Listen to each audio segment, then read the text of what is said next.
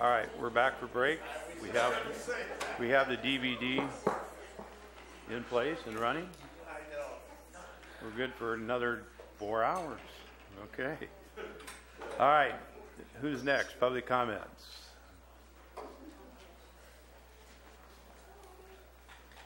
Good evening, Vivian Seichu, District 1.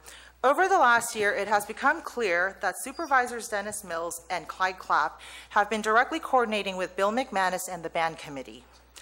At the July 27, 2017 Planning Commission meeting, Bill McManus stated, a couple of supervisors then asked me... Can you shut her time down, please? This is not a procedural. I'll let her talk. I'll let her continue.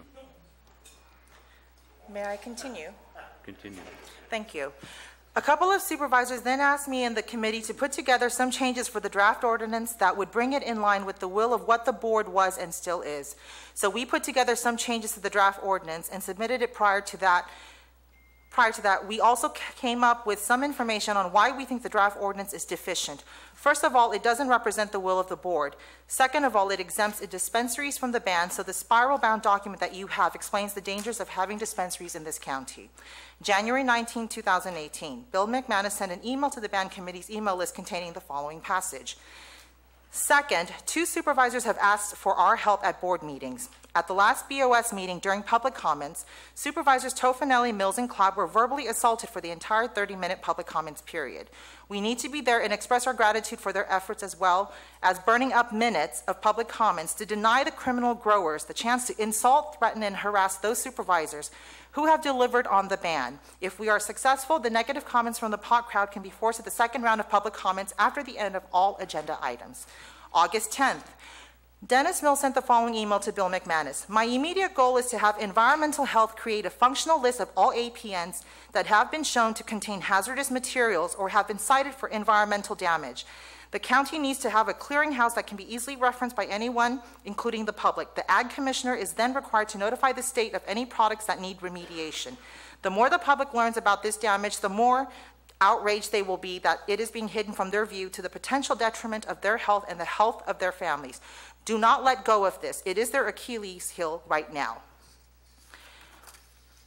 CAO Lutz then followed up with Dennis Mills writing, I want to make sure we're not duplicating effort and inundating department staff. I have been actively tracking this project and facilitating meetings when needed to keep things moving. Did you want to discuss a strategy on this one? I have some concerns on the scope of Mr. McManus's request, and we can talk through some of these. This is clear evidence of collusion, gentlemen, a rather evident and coordinated effort by members of this board, county staff, and a member or members of the public to collude and coordinate campaign efforts. You've already got your ban and destroyed countless lives in the process. Now you need to grow up, own this entire mess, and stop wasting any more county resources and time. Thank you for your time and consideration.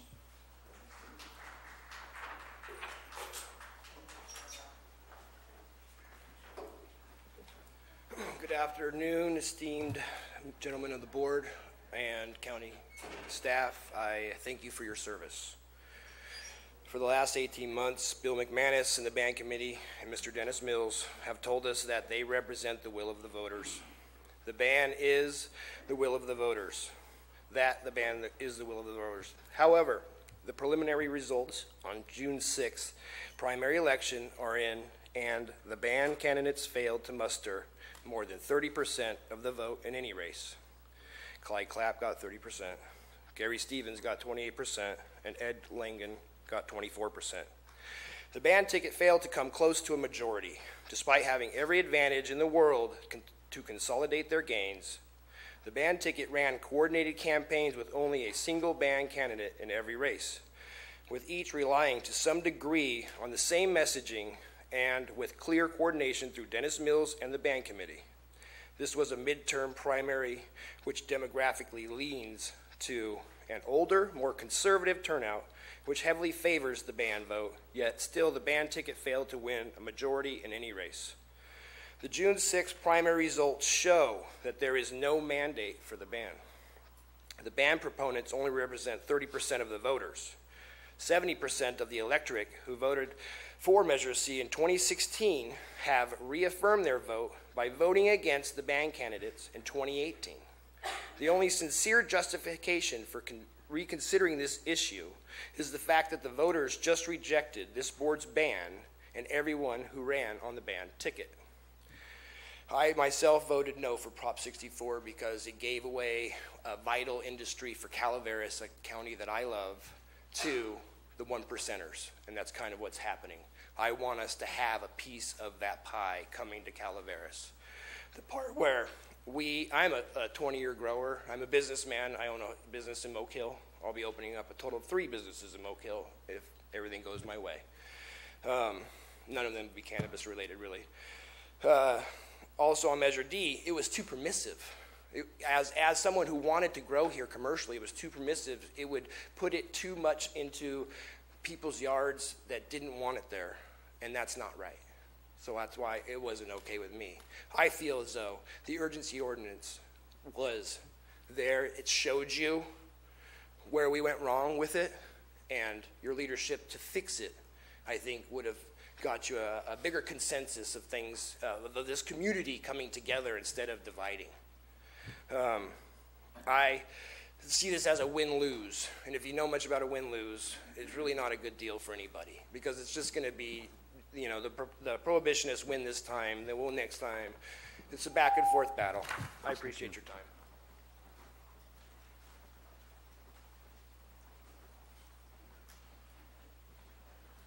Good afternoon. My name is Ralph, Ralph Copeland, Copperopolis, D4. On May 1st, 2016, candidate Mills wrote in an email to me in response to my email. Mills wrote, "Commercial medical marijuana should be banned from all residential zones. This would in no way impact a small personal grower holding a medical marijuana card. I do believe there are several groups pushing to place the cannabis issue before the voters this November to find a workable solution. I have close friends and supporters holding medical marijuana cards and following the current laws, so this issue spans the spectrum within our communities on a very personal level. Having been to the doors of nearly 80% of all registered voters in District 4, I do have a clear understanding of what people are concerned about and the solutions they would like to see." That was May 1st, 2016. On May 10th, 9 days later, Mills, you were calling for zero marijuana in Calaveras County at a roundtable meet and greet at Saddle Creek. What about your medical card carrying friends and supporters you mentioned just 9 days earlier? An outright marijuana ban is not a workable solution. Can you explain your economic plan for Calaveras County, a plan which readies $7 to $11 million for the coffers of Calaveras in a matter of a year? It's easy to say no. What's your backup plan for county revenue of this magnitude? Finally, in your May 1st, 2016 email to me, you offered unsolicited, "I also see a need to repair some roads in that area that have been in deferred maintenance for decades. The south end of Little John Road and Kiever are on my radar. That's my neighborhood." What is it with you and roads?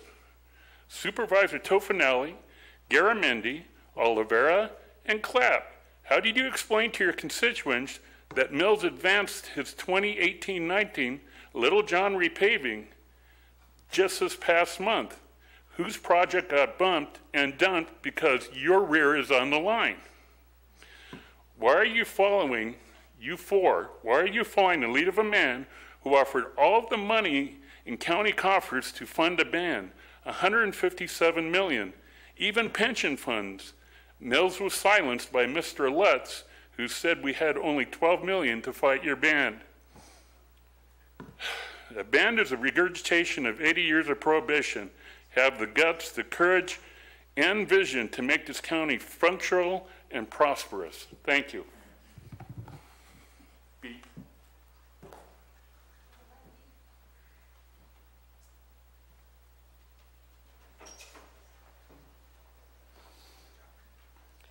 My name is Summer. I live in District 2. Before I worked in the cannabis industry, I worked in healthcare as a CNA for 10 years. After seeing the detriment of pharmaceuticals versus the benefits my patients experienced using cannabis, I decided to dedicate my life to this plant. Many people moved their families here in 2016 to work in the legal cannabis industry. Our children attend school with your children. We are property owners. We are taxpayers.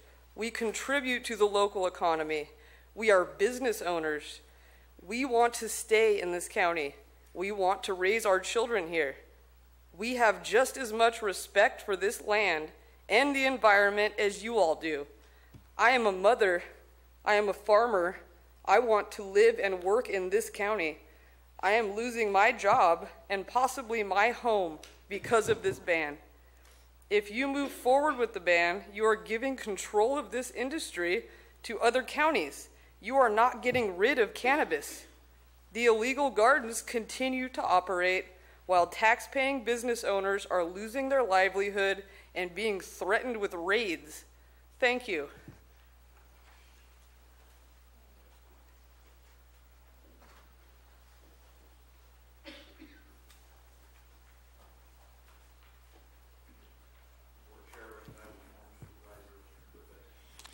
Thank you.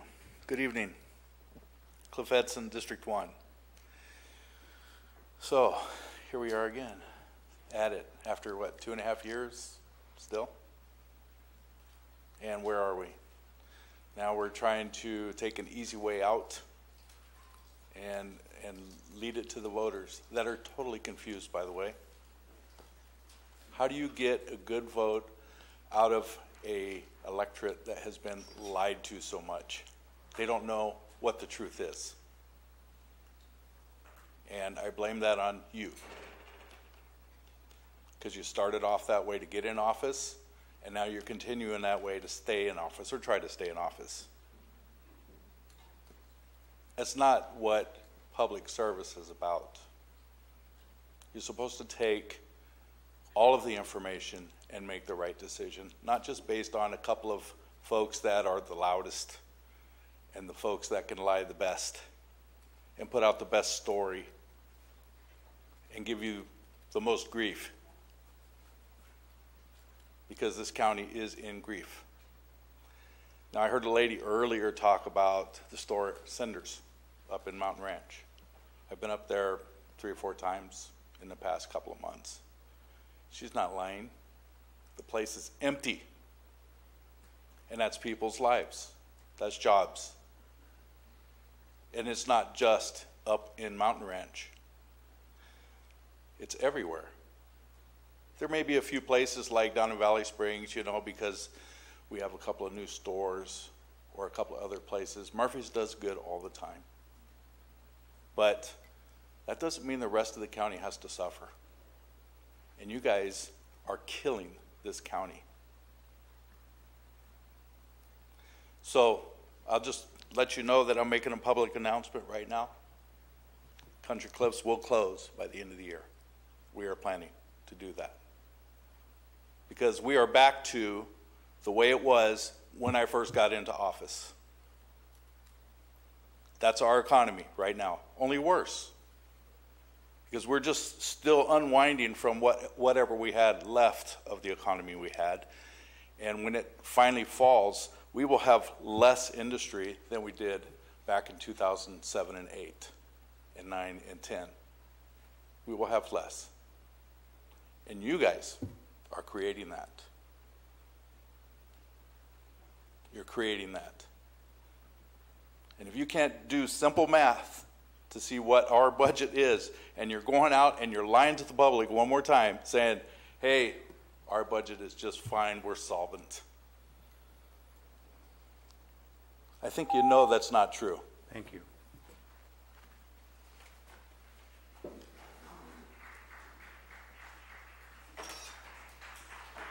Other public comments?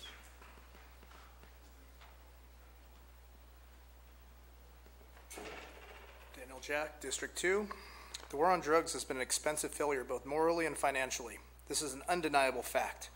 We have torn families apart, wasted billions of dollars, locked men and women in cages, created an unemployable class of people, plundered our neighbor and filled our prisons, all in an effort to achieve an impossible task that we have had no right to pursue in the first place.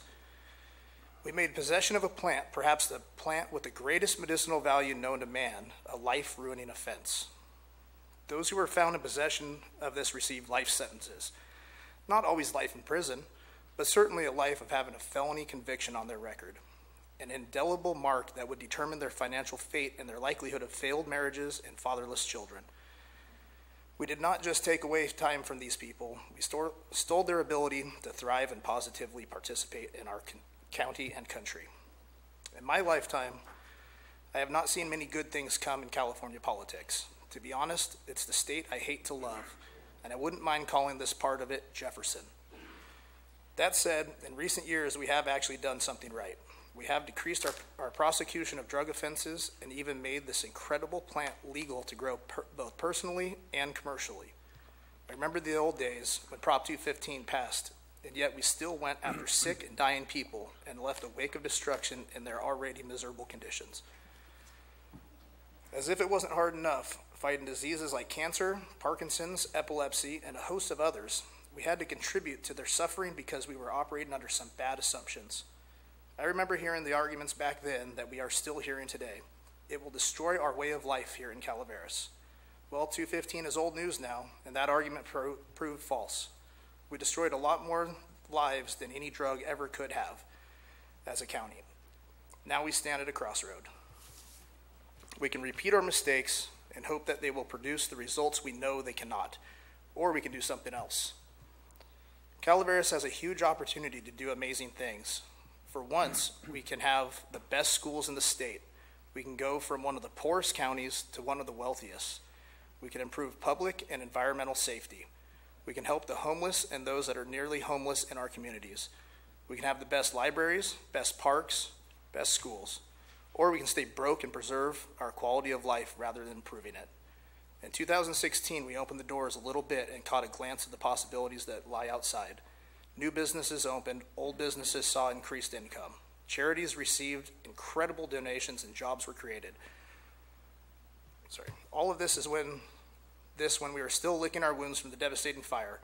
When you three gentlemen shut that door, you forgot that we saw what we saw on the other side. We also saw the people you were persecuting weren't the devils you said they were. We saw that you were willing to misconstrue the facts to further your agenda, and you are being recalled and replaced for it. Thank you. Thank you very much for your service.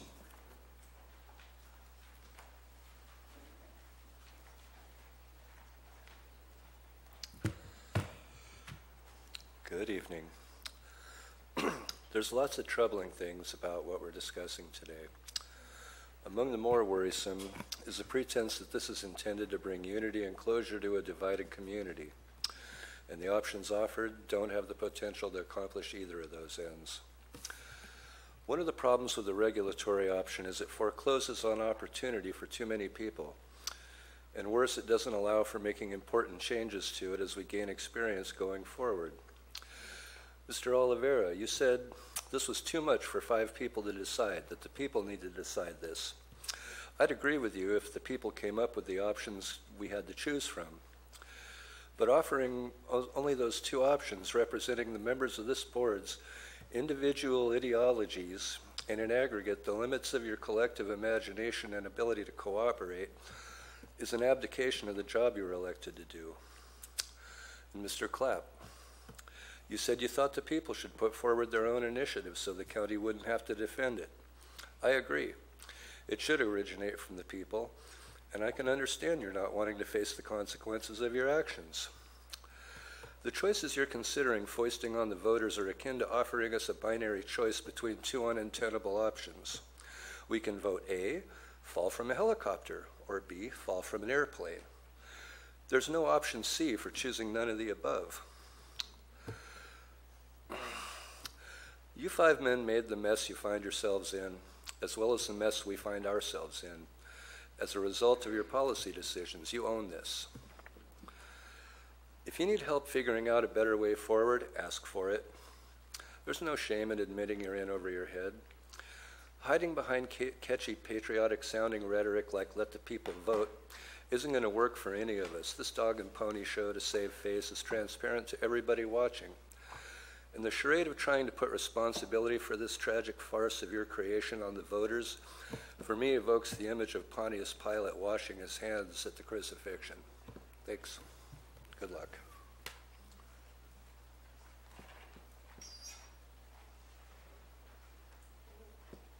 Any other public comments?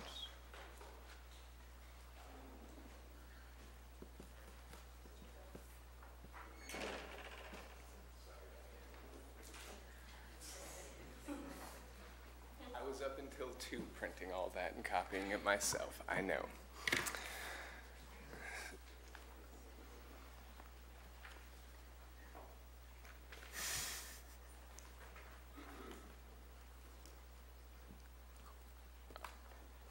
Cool. Are we ready? Cool. Trevor Whitkey, District 2.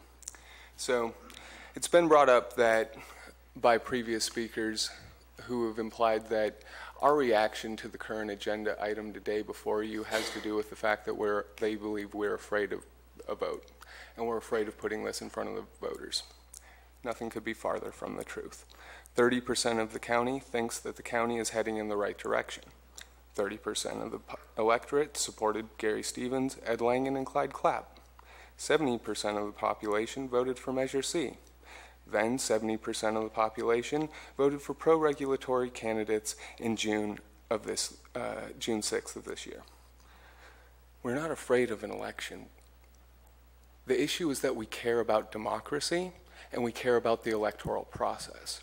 And what has happened is a farce. It's abundantly clear.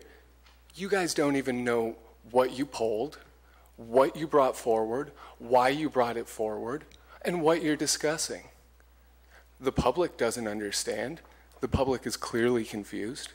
You decided to have your public comment before, or your discussion before we came up and gave our comments. You clearly all have come up with your decisions already. Clyde Clapp has completely backtracked from a position he had taken in January of this year where he said unequivocally he would not support putting something to the vote. Now, he's flipped. Why? You have to ask yourselves, why is it that Dennis Mills, Clyde Clapp, and Gary Tofinelli all took a certain position 6 months ago, 4 months ago, and have completely flip-flopped? And how did they do that with such unison? I mean, it's as if they're communicating and coordinating. In fact, there are all kinds of emails indicating it. This is not okay. It is not okay for Dennis Mills to pursue his own personal political agenda at the expense of the voters. The funding on this item said that it'll cost $10,000. It's not going to cost $10,000. It's going to cost substantially more, because the way that you have decided to do this is not legal. You have a responsibility to follow the law, just like they had a responsibility to follow the law. They didn't, and their initiative was taken off because it was misleading. It wasn't a semantic technicality. It was fundamentally flawed in the enacting clause. So if their enacting clause was fundamentally deceptive because it implied that there was legislative authorization, and that is why the judge took it off, why are you going to give them that legislative authorization? Any other public comments?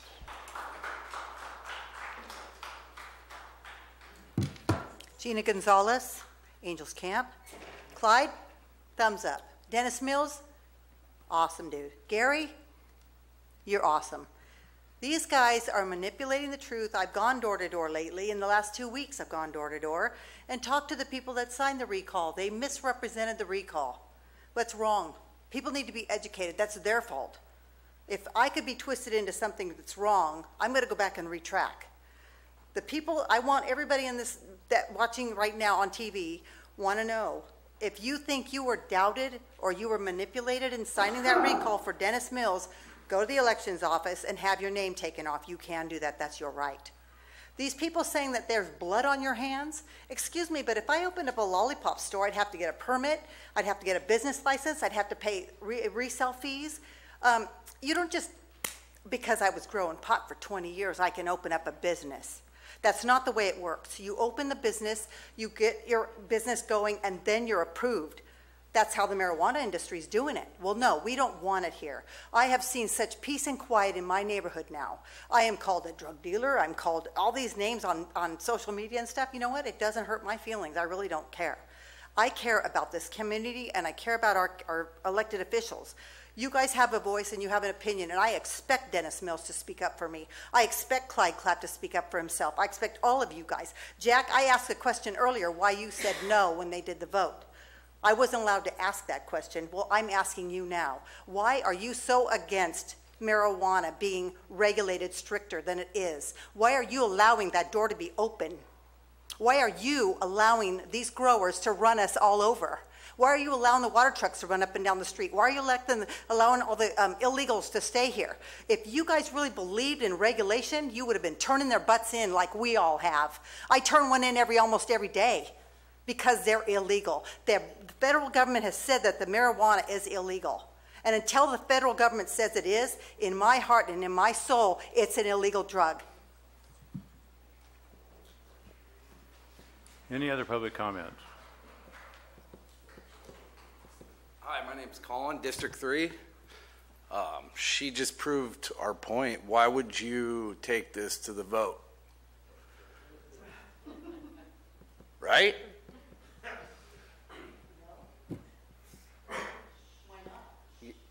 That's. Anyways, all right, well, we just sat in the courtroom up there and we just got denied a stay, correct? So we're in a ban. Why are you guys bringing it back to the public? Mills, you're moonwalking, dude. You're doing the moonwalk. You just got, you're about ready to get recalled. Clap. You're done. Hopefully, I mean, you're going to be gone too.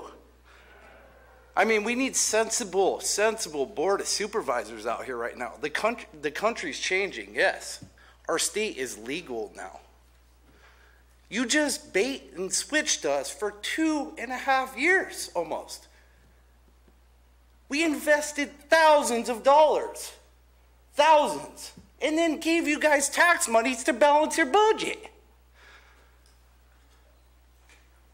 I don't understand this. And like this, right here, you have people laughing. I mean, half of these people didn't even live here. Mills, I grew up, my best friends live next door to you. I mean, this is, we invested thousands and thousands of dollars to help this community out and to help our neighbors out and to provide jobs. And now you guys are going to flip-flop and you want to take it back to bring it back to the voters of Calaveras County. Mills, come on. I mean, your day is numbered. Just stand like a man and go out with pride the way you came in here. Same with you, Clapp. Just walk out with pride and just be like, I stood up for the ban as it is right now. I don't know why you're backtracking. Doesn't make any sense to me. Anyways, District 3. Thanks. Any other public comments?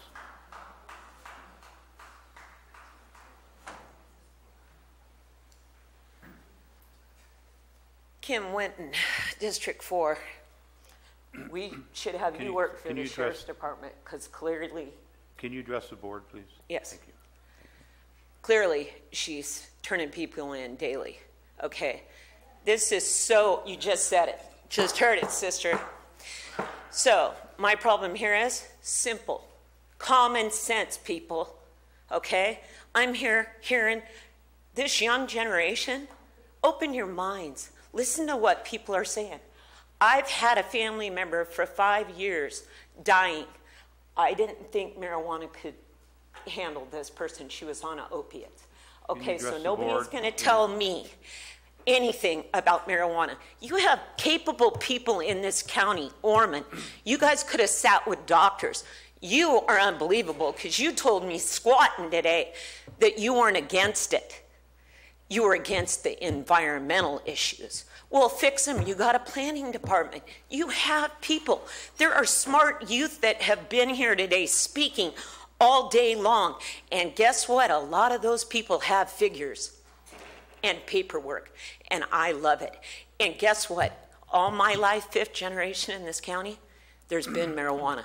I was a UPS driver in this county. I know where it is, and it's not going away. You want money? The state of California, it is legal. So, hello, where are we living right now? This is a joke. Reverse what you did. Own your problem you created. You got these people now in danger, and this is not okay. You have made us angry. You are going to cause this county to collapse. And yet, what do you want to do? You want to go out, hit a golf ball once in a while, and you want us all to suck it up. And I'm sick and tired of it. Straighten it out. Simple fix. You're all men. You're all adult. Find the people to make it and get it fixed. Other public comment?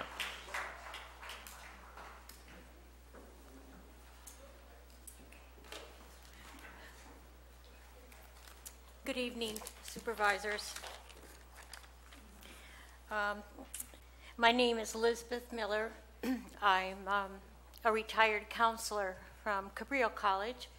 I am also a farmer in District 2. I live in Murphys. I'm here today to ask for strict regulation. I'm also here today because I've been very upset with you, Mr. Mills, and I will direct most of my conversation to you. I assume that you had the very best interests of this county when you ran for office and when you won. I trust that. However, as time went on, it appears that you used tactics that are exactly opposite of that. Tactics that I will characterize as very misleading and very deceiving and very untruthful. One of which was to place legal farmers, as myself, into the same ball of rice as the terrible cartels. I paid taxes, I bought property, I followed every rule that was before me. And because of your misleading document, the poison document, if I may call it that, people are not educated well enough about that document. People believed it. It was a lie. That document's a lie. I know farmers who have used organic methods for years. They wouldn't touch anything that would pollute our environment. I love our environment. I really disrespect that you put out that document that had no real truth to it. And second of all, you have claimed and you have prejudiced people in saying that we have enough money in this county in 2019, 2018, yes, to further our prosperity. I don't believe that. I don't believe it. I have documents that show that, you know, human services, for example, of which I have put my whole life into human services and mental health, we're cutting that by 50%. So I don't like your tactics. I have to trust that you had good intentions, but I don't like your tactics. Thank you. Any other public comments?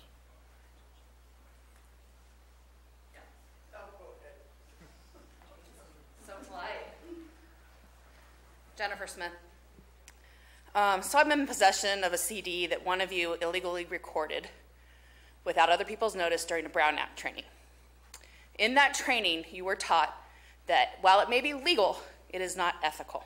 And I need each of you to look and decide, is this behavior ethical? You led us on for 18 months, telling us to pay our taxes, encouraging us to invest in the county, be a part of our community. And then as soon as the urgency ordinance was over, you slammed the door and kicked us out. Is that ethical? Because as an elected supervisor, there is ethics that you are held to. This decision is a political maneuver, and we know that. Pastor Trent's correct. There are trucks coming off the hill loaded with product. There's plants going in the ground. There's soil being delivered, water being delivered. Business is booming with illegal farms.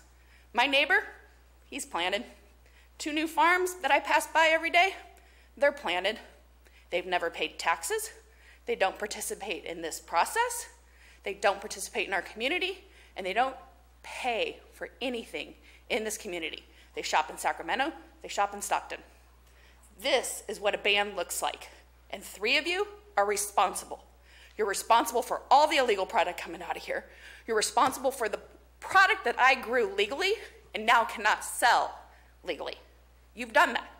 That's tax money out of our pockets. Our county's tax money. Oh, that's right. We paid $13 million in taxes, which are going to be gone. One-time funds, gone by the end of next fiscal year. Dennis and Clyde, you've stood up in meetings and lied. You've lied at the Republican meetings and said, we never used Measure C taxes to balance the budget. Rebecca came behind you and said we did, and you still hold to that lie. So let's talk about this advisory vote.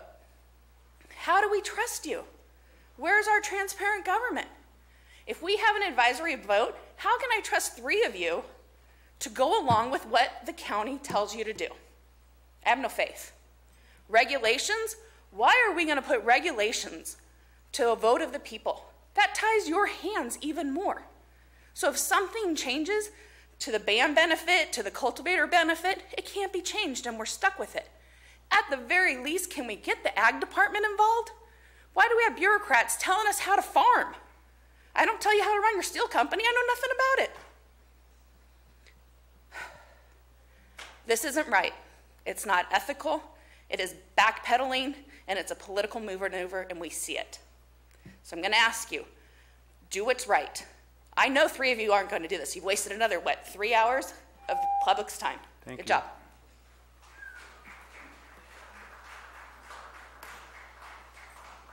Any other public comments?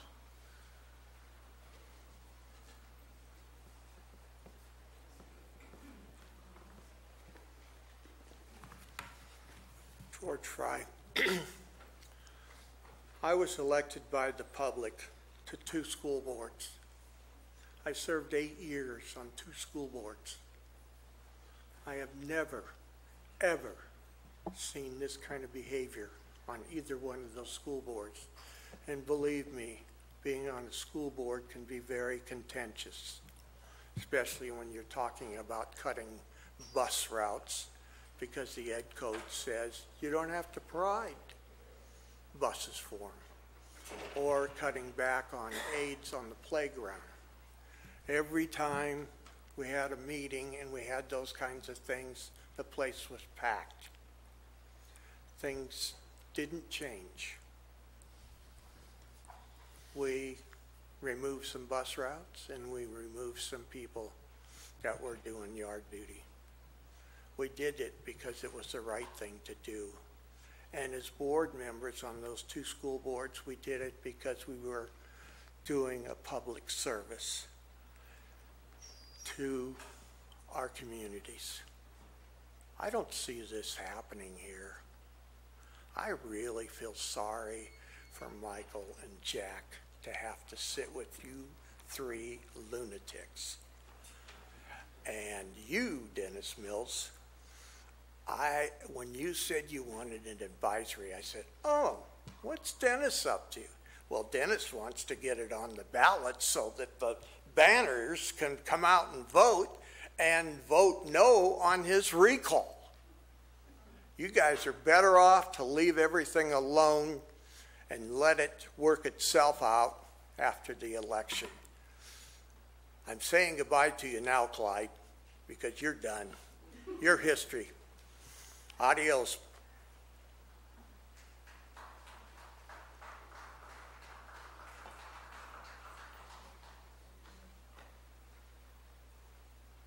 Marty Crane, District 5.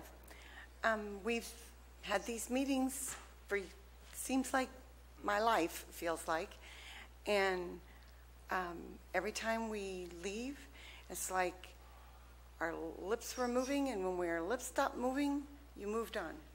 Didn't pay a bit of attention to, except to little, tiny little groups of people that you're connected with. At least that's the way it felt. I just wanted to say that you've heard everything.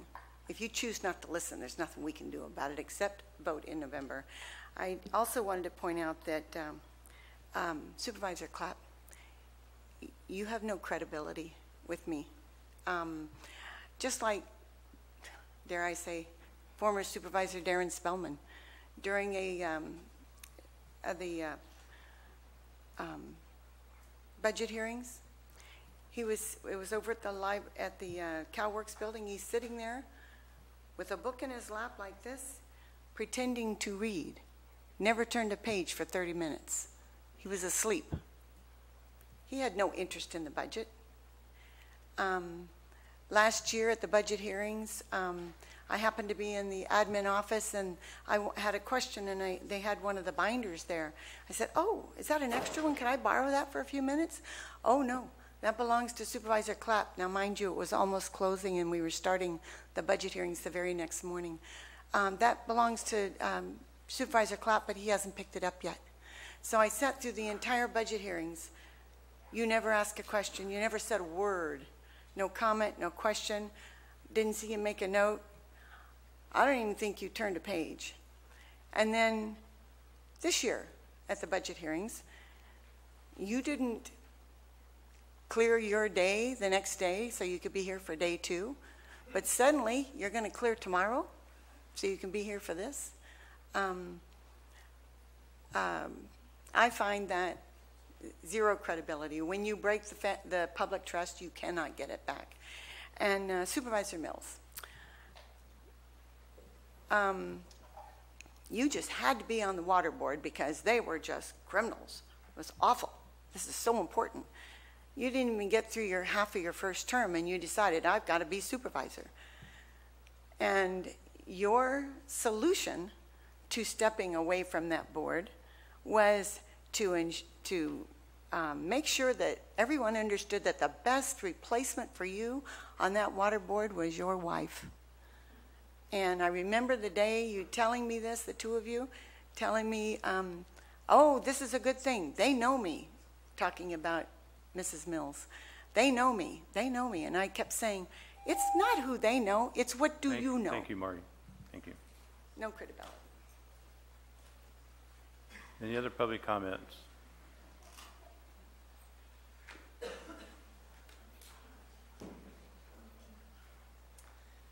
I'm LaVon Miller of District 4, Mountain Ranch. I'm daughter of Elizabeth Miller, who came up and I gave public testimony earlier.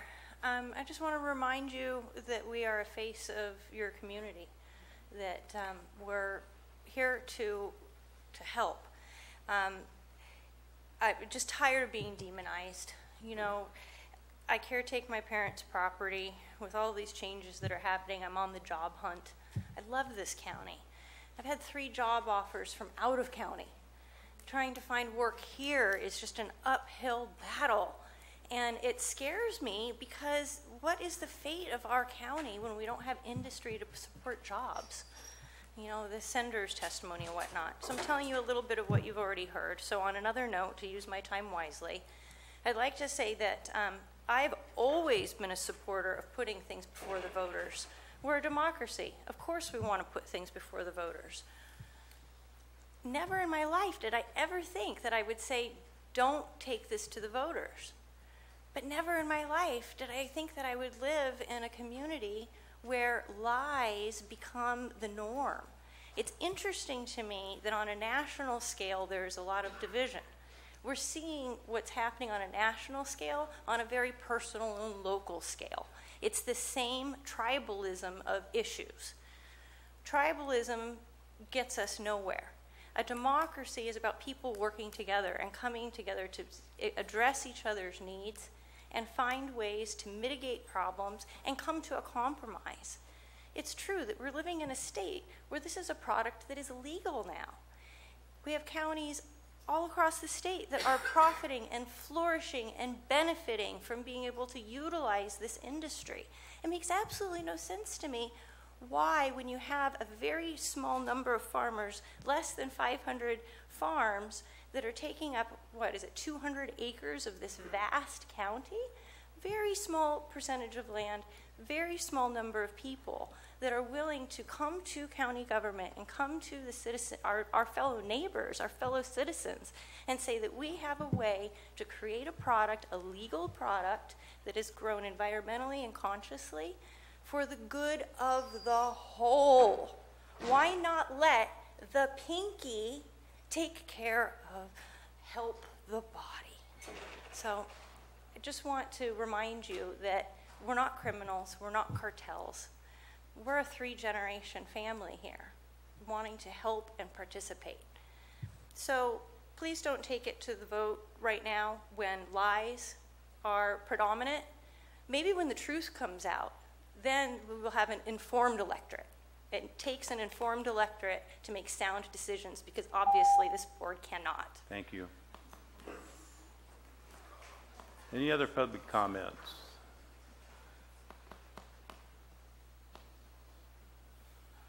None? All right, I will close public comments. Bring it back to the board. It was an interesting few hours. Supervisor Garamendi, your light's on. I am. Thank you, Mr. Chair. I guess I'll start kicking off the debate and the discussion. Since I did it on the last one, I'll try it now too. But I'd like to start off with a statement.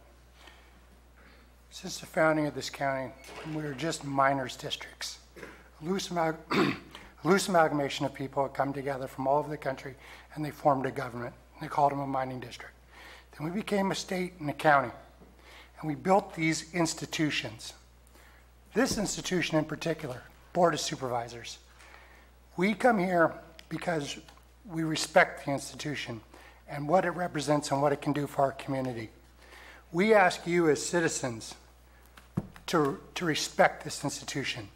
We serve up here because I like to think we respect this institution and what it can do for our community.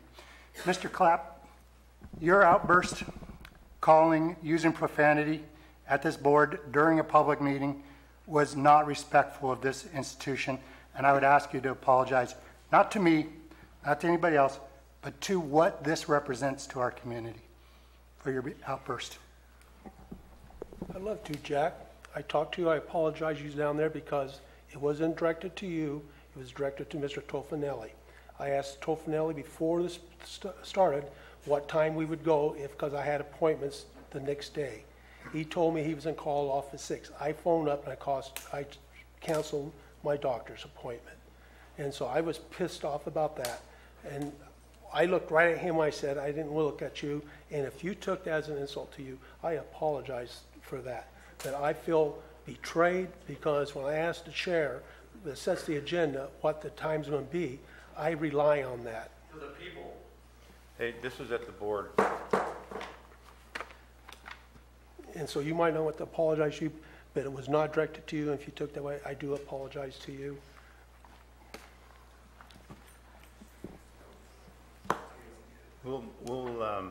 Mr. Clapp, you did ask me, and I told you I was going to try and end it at 6 o'clock, but I didn't know.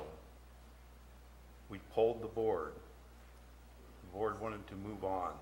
That was the board's decision to make. So if you got upset, you know, you get upset, but you when we take a break, you come over and talk to me. I don't think it was right what you did. It was not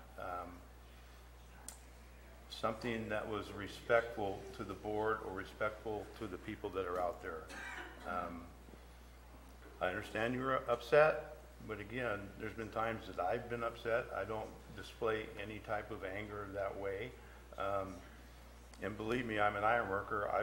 I've been 20 stories up and displayed anger, but still kept my mind that nobody ended up 20 stories down.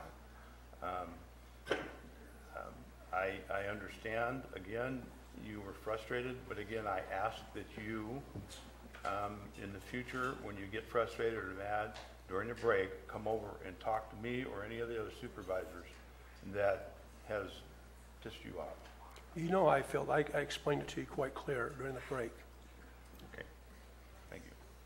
So, moving on. The item before us. Thank you. Mr. Chair, on January 10th, when we voted in this regulation to ban, I think my line, and it was echoed many times, was that we now own this as a board. I want to point out that we don't have to do anything today. This is not required. There is not a timeline on this that we have to deal with this. This was brought up 2 weeks ago at the end of a 3-day meeting for whatever purposes. I think that's been pointed out. But it was brought up. We don't have to do this. So we've wasted everybody's time.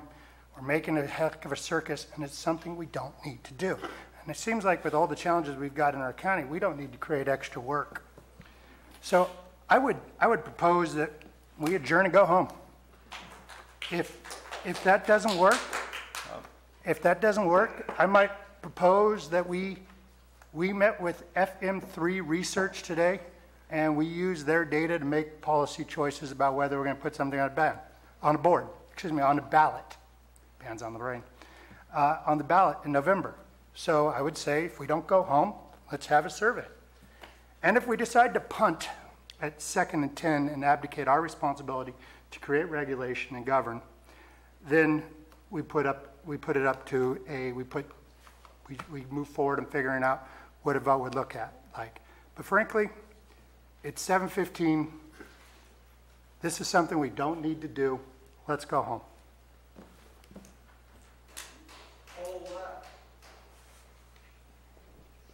Supervisor Oliveira? I think I want to reserve my comments until the other supervisors speak.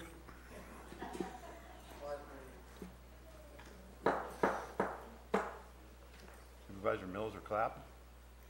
You have any comments on this? Yeah, I'm for putting the Proposition B on the ballot. I think everyone knows that. Supervisor Mills? It's kind of interesting that my wife being the second speaker here, and she'd never really voiced that opinion to me. So you can imagine what it's like when you have, she's been in politics, she's been on fire boards, to have that kind of discussion and to see that passion. There may be some truth to the point that we haven't allowed the band to have enough time in the political world to really understand what it is that we need to do and what changes might need to be made along the way. There has to be a concern that if we take this to the voters as it is right now, should there be changes needed, we're going to have to go back to the voters. Are we sure that we've got the right ordinance in place that if it does pass, that's going to fit? Or is another board at some point, if it fails, going to decide another direction? And here we go again. I mean, this has been a situation that's been going on in this county.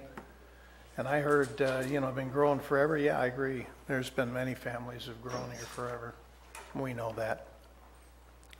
But those families that grew forever, I can tell you that they took care of the land. They cared about it because it was their land. I didn't see that after 2015, flying over it, watching the land just start to strip away and the silting and sedimentation and all the other issues, and having stood on a lot of those properties. That's got to be a concern, is that was everybody, or is everybody, do they have the same level of care for the environment? And yeah, you're right. To me, the environment's got to be the issue. I've had the opportunity to talk to Metropolitan Water District about it. Talked to a lot, because water's been part of what I've done. It's just what it is. And everybody can take shots, and everybody can take personal statements. That's your privilege to do. That's what elected officials live for. But at the same time, when it comes down to it, people may not like my study. They may not like that I took the time to go out and get that research done, and some of the people who assisted me with it are sitting in the audience. And those are my conclusions, right or wrong. That's what I learned. That's what I put down on paper. And there's been many that have come to me and asked about it and had questions about it. So that has to be part of the decision process. Would the average voter, as I said before, be able to go through this entire thought about whether or not to ban or regulate and be able to do the homework necessary, or would they be living with those momentary snippets, and that they'd make their decision on snippets? That's a dangerous way to fly. So I still have some reservations here. I'm the one that asked to put it. I'm going to tell you right now, if you think I'm afraid of being recalled, you don't know me. I'm from the South Side of Chicago. You ain't going to scare me with that. It's a waste of time. But I think it's important that we vet this through completely and thoroughly. And gentlemen, everybody's got to be convinced. Just as elected officials, we have to be convinced that what we're doing is the best thing for the county. And the county's always got to be in my heart. I've lived here for 40 years. And as many know, I've got an uncle that was the longest serving teacher at Calvers High. So I've been around a while. And I don't say that lightly, because there's a lot of people there, fourth and fifth generations here. They've been around a long time. And it's still their home, and it'll always be their home.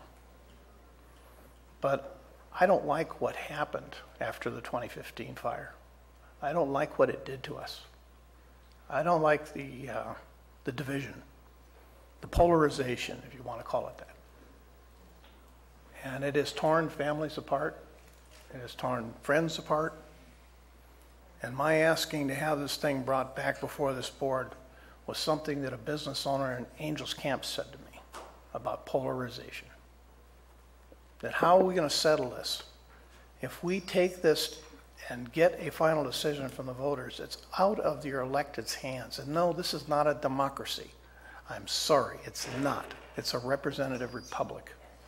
And I will stand on that. So the point is that if we're like Supervisor Tofanelli said, how do we stop this endless chain of events of 2 years, a year from now, when a new board is seated, they go in a totally different direction, people start lining up for that, then they realize that maybe that was too far, too fast, too much, too little, whatever, and there's changes made. How do we gain stability? Because it's stability that we need in this economy. If you say that there's no jobs here, did you know that the unemployment rate in Calaveras County is tick over 4%, it's the lowest in 2 decades? It is. The Forest Service is talking about hiring people. SPI can't find enough people to work in the mill. They've got logging trucks sitting idle. It's because I've talked to them. I know what their situation is. We do have a tremendous opportunity with the forest and our fuels here to build on our future. If we think that we're going to live and die with one particular type of product, that's a difficult thing for any county to face, because I can tell you the boom and bust years of even the oil fields in Texas. It wasn't always pretty. And so there's a process that politically we go through, and that's what this is. If we spend our time deriding each other instead of wanting to get down to issues, and I'm going to tell you, there's some people here that spoke to us today I didn't agree with everything you said, but you know, some very intelligent comments, and I really do appreciate them. And that's what it really has to be about. It has to be about those. How do we achieve conversation? You achieve it not through division and derision, but through conversation. And it starts with trust, that the person you're talking to is somebody that actually wants to talk to you. And that's really what it's been all about. And we can beat each other up on Facebook or wherever we want to do it, but what good does it do to the whole? None. Absolutely none. You probably have never heard me talk like this before. But I think it's important for everybody. I think it's important for everybody to understand that this county was here before the Butte fire. And remember, I was one of those that was the initial attack on the old Gulch fire. I know what it did to us as communities. I'd like to get us back to being families and communities again. That's really what it's all about. So I'd like to, just persuade me. What do we need to do here, gentlemen? Because it isn't going to be just one person on this board that's going to make that decision. It takes a consensus to make a decision. But I'd like to be sure that if there's any legacy that this board leaves, that we've left the situation better than what we got it. That we've settled something. Whether it's for the good or the indifferent, we've settled something. We've put a course and a direction. I think there's many things that this board has done in the last 18 months that are spectacular changes in bringing about a future for this county. And everybody can say we're broke. Everybody can say, we bait and switch. You can use all these terms, but really, what does it come down to? It's not it. It's not it at all. It's how we deal with each other. So I hope that's a good start to this conversation. You ready to sit down? You want to talk? No, I concur. I think we're actually getting last couple of months some work done. We were having that conversation earlier. We're having that conversation. We're doing the stuff we're supposed to be doing. And I'd like to get back to that. And, as soon as you're ready, I'm ready to make a motion to adjourn. But. Well, I want to say a few words, and I see some very tired eyes out there. And when I say that, I'm talking about staff. This board, other than Supervisor Oliveira, has been on this roller coaster for 18 months, but the staff has been on it for quite some time, at least 2.5 years. And I want to say thank you for all of your hard work. Every time this board or the other board, this board, future boards take a turn on this issue, you guys do your job diligently without too many complaints. But you go and you do what you're asked to do. And you put out the best product that in the time frames that you have to do it in. And there's not always a lot of time to do your job and do all of the research as lawyers and department heads that you would like to have to do and like to do as much as you can as far as research before you put a product out. But I know over the course of at least the last 6 months and some of last year, because I was chair so far the 6 months of this year, I'm well aware of the ups and downs that you guys go through. And not only on this item, but daily. Crisis hit daily. PRAs all the time asking for all kinds of stuff. And you guys do it with a smile.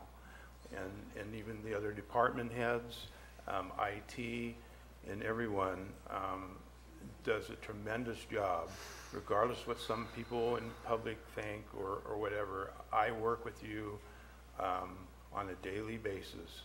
And for the most part, I see your commitments.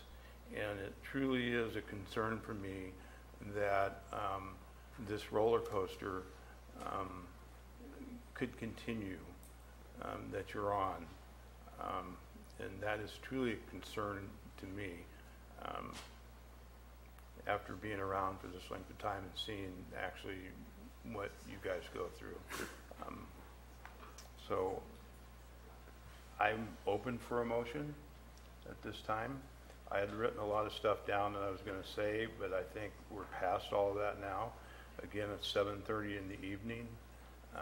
Some of us have been here for quite some time. So I'm sure everybody would like to go home. Whether they all go home happy or they all go home mad. So, Mr. Chair, I think it's time I should comment. Appreciate the request to remain last to speak. Ladies and gentlemen, we've lived this nightmare for a long, long time. More than any board member. I have dealt with this day and night alongside of you on both sides of this argument. This situation arose within 6 months of me taking office as your supervisor. And I've seen what's happened. And I've sat and talked to many of you in this audience. And I stand by my conviction. This is beyond fixing by 5 individuals. This needs to go to the people. Not a convoluted new regulation offer, but to head us back in the right direction. One issue. Ban, no ban. Once the people make that decision, then we need to take the time and the expertise to find a workable solution for something that's not going to leave Calaveras County. We have to be very, very careful. We can't make the mistakes that we've made in the past. And on both sides. Both sides. But we have to have faith in the people that we represent. I've got my own personal opinions. But right now, that's not a fix. The people need to chime in, tell us what they want, and go forth and make it happen. And I respect my board members and their positions, but I am embarrassed at times and maybe discouraged that I couldn't prevented something or might have been able to do something better. But I know this. Tomorrow will come. We'll have other board meetings. There'll be other boards. There'll be other issues. But let's put this one to the people. It's time we do that. Thank you. Supervisor Garamendi, your light's on. Thank you, Mr. Chair, and thank you, Supervisor Oliveira. You've been consistent throughout this entire 18-month period that I've gotten to sit next to you, and I've come to appreciate that. Thank you. Mr. Chair, I'd like to make a motion that we take no action on item 46 on today's agenda. I have a motion. Do I have a second?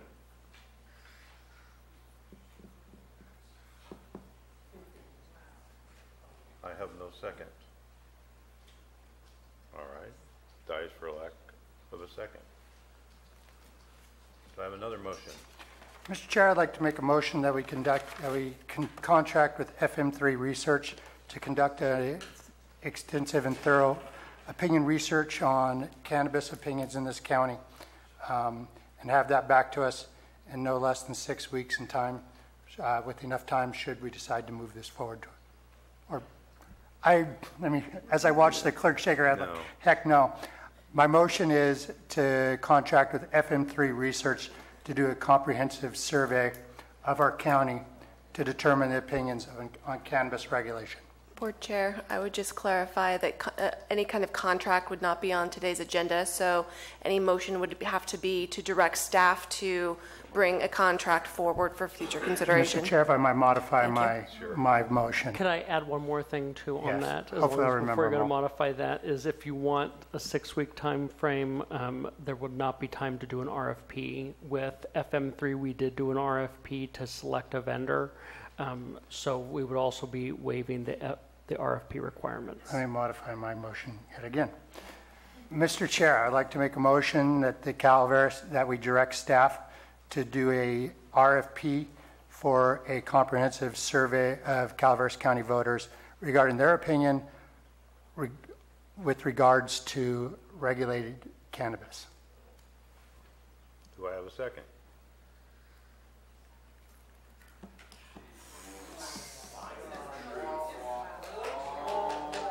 No second.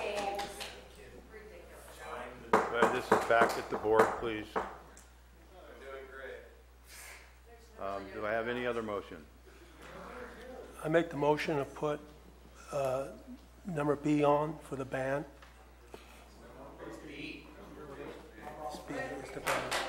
Chair, what is B? Could we have B read in?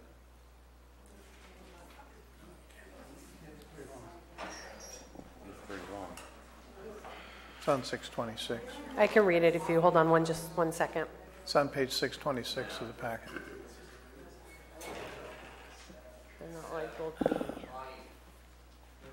There's both measures. So the attachments that we have in the agenda packet are, oh, sorry.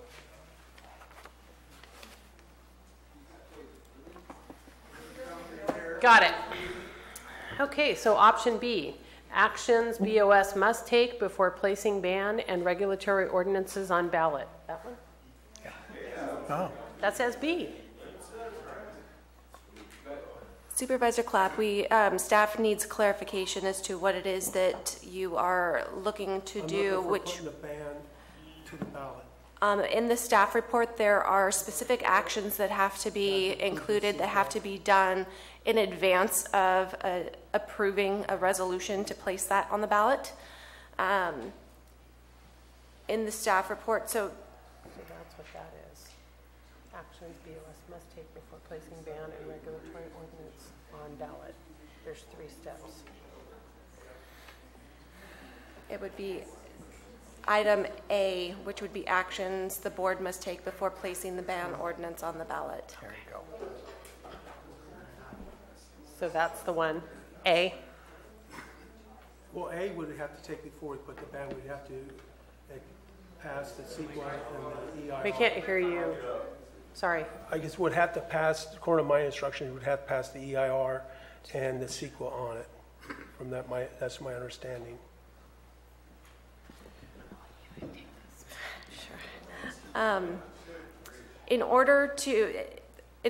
If your desire is to adopt a resolution to just place the ban ordinance on the November election, the actions that must be taken prior to doing that would be to, well, that's already been done, but all of this is in the staff report that is before the board. And A is to make the EIR certification described in the EIR certifications attachment to this item and certify the EIR for purposes of placing a zoning ordinance prohibiting cannabis cultivation and commerce before the voters as a ballot measure. And can you hear me now? It's not a point of order. Go ahead. 2, adopt the findings of fact described in the FOF ban attachment, which was also attached to this item. So those 2 actions need to be done prior to adopting a resolution. So in other words, any motion would have to include those actions first. So be it.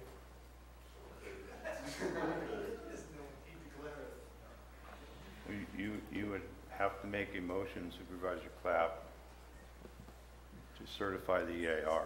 That's why I believe I asked, the EIR plus the CEQA. I'm asking for that motion. She just read it. She just read it. That's why they want. Chair, I see it as just the EIR under option A. No.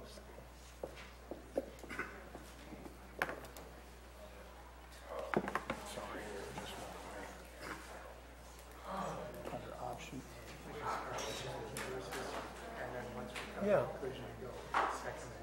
I think it has to be done. Mr. Chair, can we put a 5-minute break? Yeah, can we, we're going to take a 5-minute break. Yeah. All right, quiet, please. And I want to remind everybody, we're up at the board deliberations to remain silent while we discuss this. We don't need slide comments and things being said. That means both sides. Let the board deliberate. I'd like to make a motion to make the EIR certification described in the EIR certification attachment and certify EIR for purposes of placing a zoning ordinance prohibiting cannabis cultivation and commerce before the voters as a banned measure.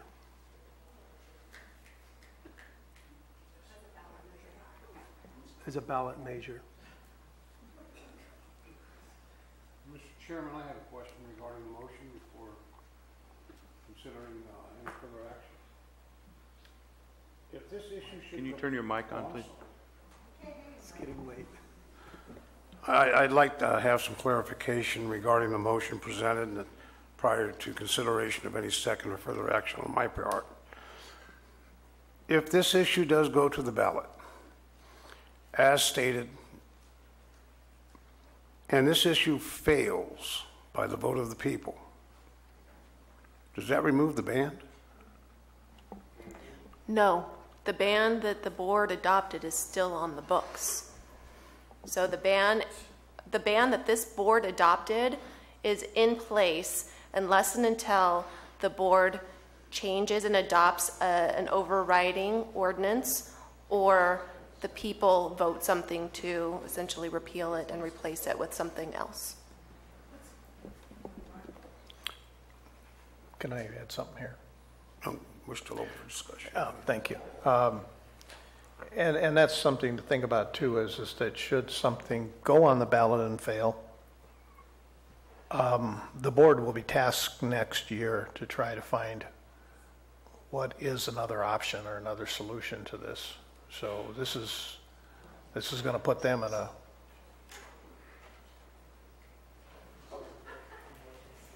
Point of order. Didn't county council just say the opposite? We didn't do anything procedural here. Wrong. No, we're just deliberating.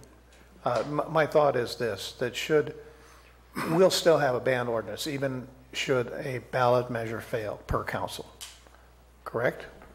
To clarify, the motion that is on the table is regarding placing the ban and the ban only on the ballot.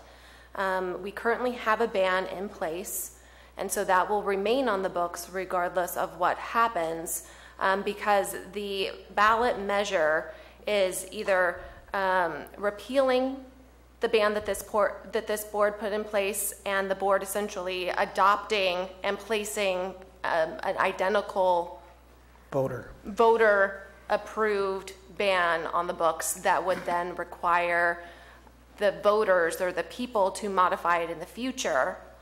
Or if this ban is rejected by the voters, that does not by default revoke it does not take away the ban that was approved by this board in January. So to the extent that a ban ballot or a ban measure was placed on the ballot and the voters reject it, we would still have a ban in place. The only change being that would then tell the board that the voters don't want a ban. And then that would place it back into the board's hands to do something with that information. Good explanation, thank you. So council, in order to put this issue on the ballot before the people, there would have to be a two-element ballot. Is that correct? The motion that is currently on the table is to start there's multi-actions that need to occur. And the motion that is being proposed by Supervisor Clapp is to just put a ban ordinance on the ballot only. And in order to do that, you have to take multiple steps, such as certifying the EIR for that purpose and adopting findings of fact for that purpose. Okay, follow-up question. What would be the procedure and the suggested wording, very rough, to put forth an issue on the ballot for the people to vote on whether or not they want the cultivation of cannabis or non-cultivation of cannabis? We have to put an option if they vote each way. I mean, how can we make this binding by the vote of the people? How it's binding by the people is for an ordinance to be placed on the ballot and for the people to approve it. So if the ban is placed on the ballot and the people approve it, then the ban is binding and it was in effect by the people. If there are competing measures such as the ban and a regulatory ordinance, the people would vote, and whichever of the competing ordinances won, if they both won, it would be whichever ordinance received the most votes. That would then be an answer one way or the other, but again, there is a possibility that neither alternative pass. And if that's the case, then we still have the ban that is on the books from this board.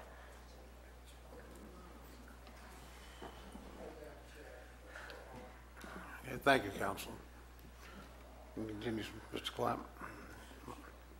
I have some questions.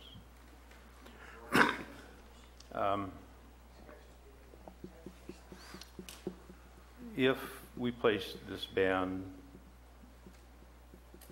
on the ballot and it succeeds, and it's challenged in court, the county would have to defend it, correct? Yes. If the CEQA document is challenged, the county would have to defend it. Yes, this measure is a county-sponsored measure that is being brought forward for the people to vote on. So it is county-backed, it is county-sponsored. And we are currently defending 4 lawsuits. Actually 5, I guess it would be 5, currently for what's in place now. And we'd have to continue defending those. And come November, if this ban passes, we would have to then defend that also if it's challenged in court, with more money. And we don't know what those costs would be. Something to consider, guys. Something to consider. If it's placed on the ballot by the people themselves and it's voted in, does the county still have to defend that also? To the extent once it's actually approved, it is county law, and the county is responsible for essentially, if you want to say, defending the county law. Something to consider, guys. There are, just for a full answer, if it is a voter initiative, there are ways that if the county feels that it is inadequate in some way, that the county can, similar to what we have seen before, ask for a court to invalidate it before it going to the people. If there were significant concerns of the legality of it.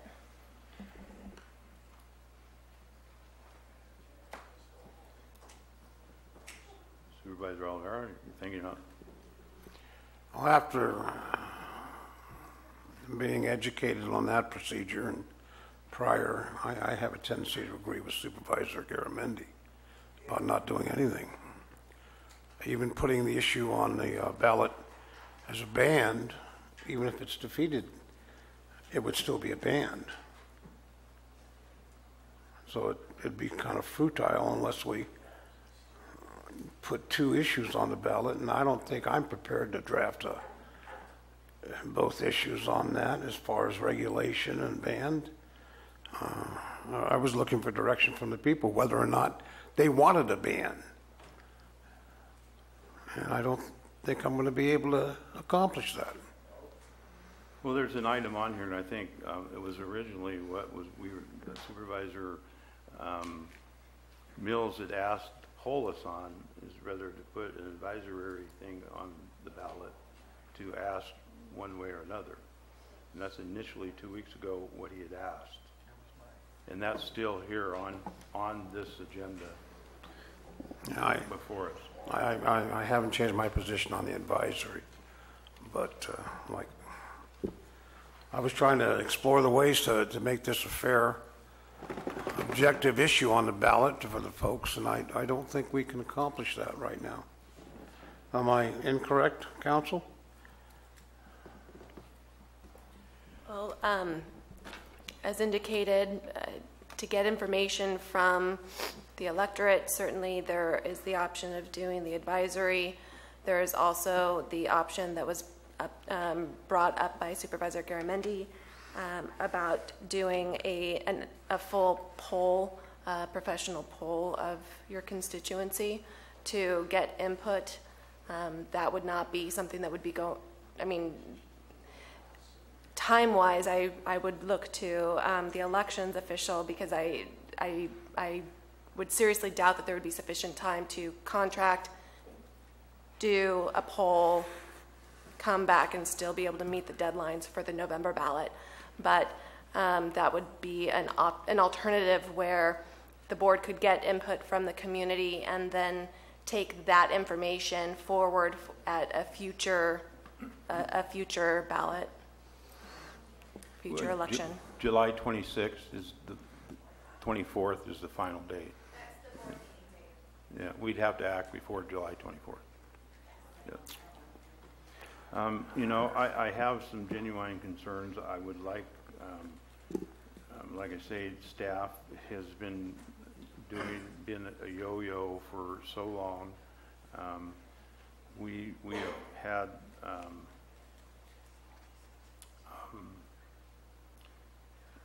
to defend lawsuits now. And there's no known at this point the number of lawsuits that could be filed if it does pass. And the county would have to defend it, and that's could range into a lot of money before us. Try and defend all of the lawsuits that may or may not be coming before us if it passes. I had one, and Supervisor Mills did touch on the fact that there was a lot of good information that was spoke today. Some of them were very adamant about what they had to say. But there was one comment that was made that kind of I wrote down, and I did write down several of them. One of them kind of stuck with me a little bit, and that was the education of the public and getting it on the ballot. And I'm not sure if there's time enough to do that and get it adequately out to the public on exactly what this issue is on the ballot for. I was at the fireworks over Hogan on Saturday night, and I'll tell you, there must have been about at least 10 people come up to me and ask me what we were doing and why is it back on there, and we have a ban, and why is this going forward. So they didn't really understand until I explained to them that this issue, every time a new board, the way it is, every time a new board is set, it could change.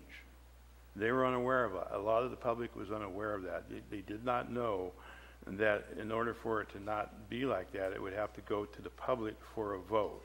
And then the public would say and have the final word on it. And then the only way anything could be changed was to go back to the public and ask them through a ballot measure. And that tells me there that there's not, people aren't educated on it. They're not aware of what's going on, what is happening, and why this issue keeps coming up, and why the board keeps bringing it up. There was a ban, you know, and to educate them in the short period of time we would have would be very difficult, I think, in my opinion, to do so. I think you need to start educating people. If you're going to do it, you need to do it either with some type of vendor that we discussed that gets the word out to them, like the TOT tax, that can call them on the phone and educate them. It was well pointed out to us that today, when it was presented to us, the number of people that changed their mind once they were told what was going on and they were educated on it. I don't know how we're going to do that and have them understand what's going on in the amount of time that we would have between now and November to do it without having somebody on board that's going to do that specifically. That concerns me, and whether the public is going to know exactly what it is they're voting on and why they're voting on it, and why they're being asked to vote on it. Just a simple, small amount of people that came to me on Saturday night asking about it was an indication about not having the education of what exactly was going on. Another item to consider. So I have a motion by Supervisor Clapp to certify the EIR. Do I have a second?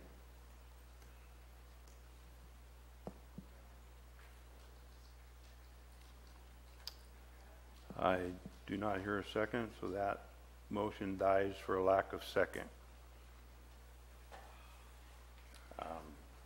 I asked the board, where do we go from here? Any ideas on what you would like to do?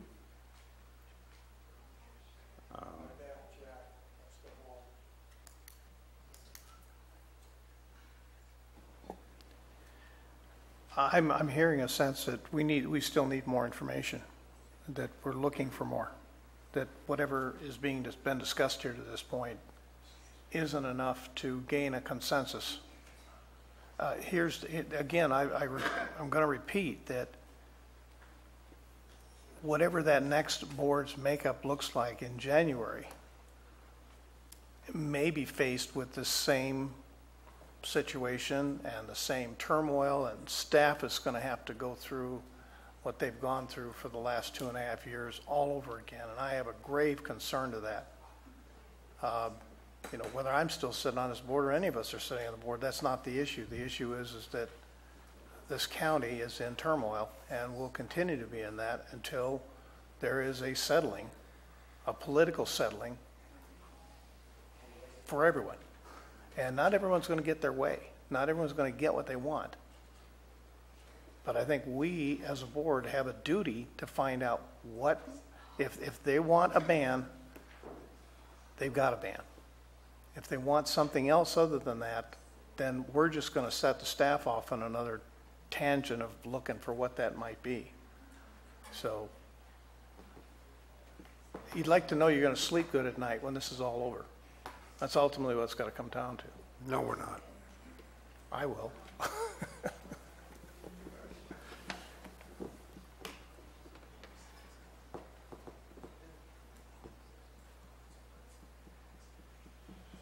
Mr. Chair, I Supervisor actually Oliver. agree with Supervisor Mills that we do need more information. And I'm going to be very upfront. I am still going to be investigating how we can get this issue to the vote of the people. With the information I have now, I don't think we can do that.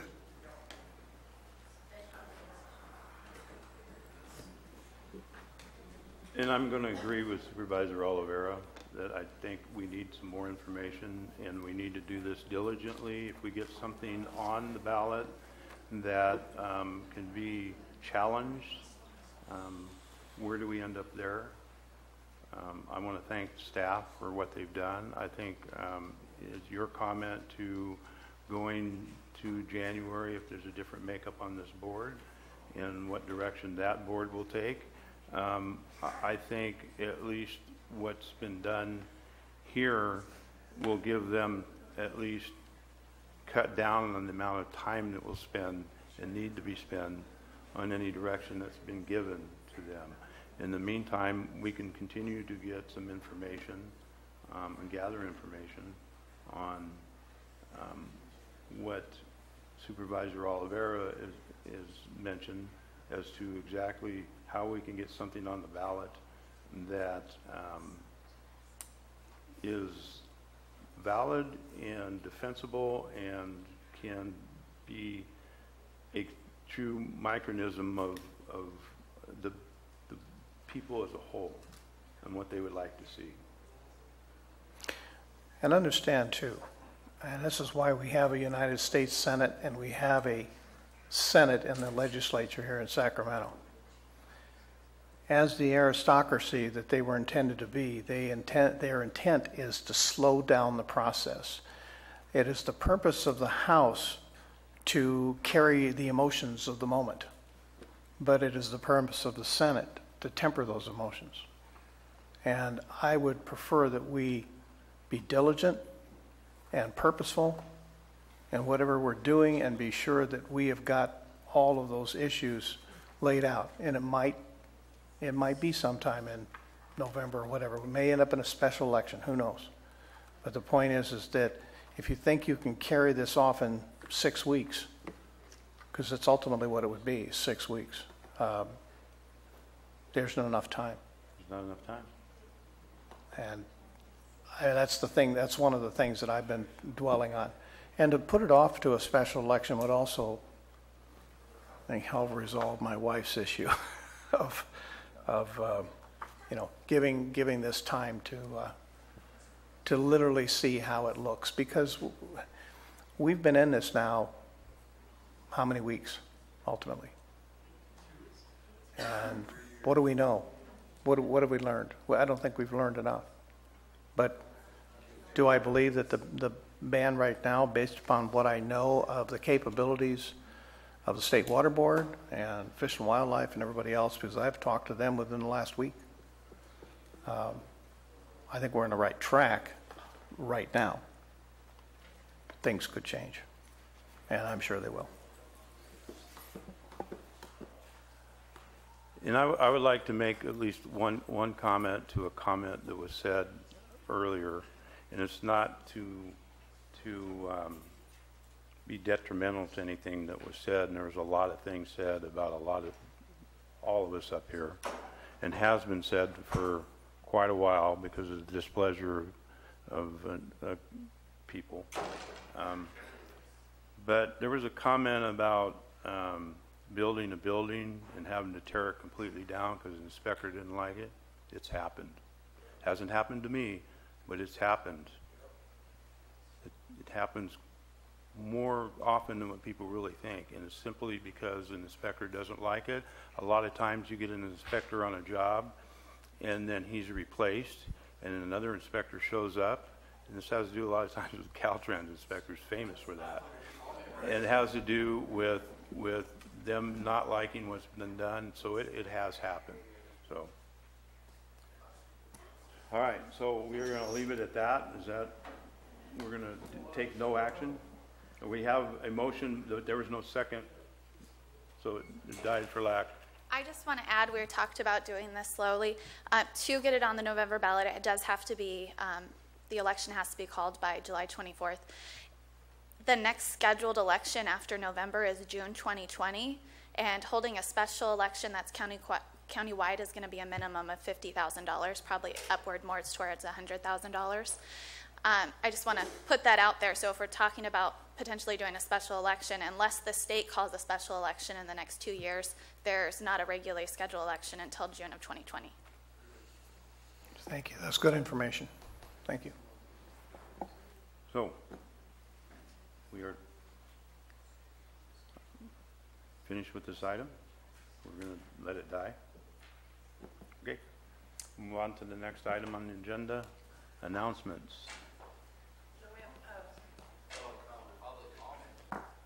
No. Announcements. We're going to do announcements right now because that's what's on the agenda. Okay. Thank you for letting us do that. Supervisor announcements. In compliance with AB 1234, chaptered as Government Code Section 53232.3D, board members shall provide brief reports on meetings they attended at the expense of the local agency at the next regular meeting of the legislative body. This report is required to include meetings attended for which there has been expense reimbursement, such as mileage, meals, lodging, etc., but may also, at the board member's discretion, include any other meeting attended by the supervisor on behalf of the county. We'll start with Supervisor Garamendi. In accordance with AB 1234, I have nothing to report. Supervisor Oliveira. Thank you, Mr. Chair. On the 21st, I did, I take that back. Yesterday, I did attend a meeting for the Child Support Agency with Supervisor Tofinelli. Central Sierra Child Support. Sierra Council, the Sierra Child Support Council, and it was a good meeting. We got a lot of things done. So, and that's just about it. That's all I have to report. Okay. Supervisor Garamendi, you have found something to report? Thank you, Mr. Chair. Since I've been accused of this before, I don't want to miss one. I attended RCRC meeting last Wednesday. Thank you. Supervisor Mills. And while you were at RCRC, I was at Camera. And I want to remind everybody about SB 623. That's the state's going to be wanting to put a tax on all water meters, on all utilities. 95 cents is the starting point, but that's just to get the system in place, and then who knows where it'll go.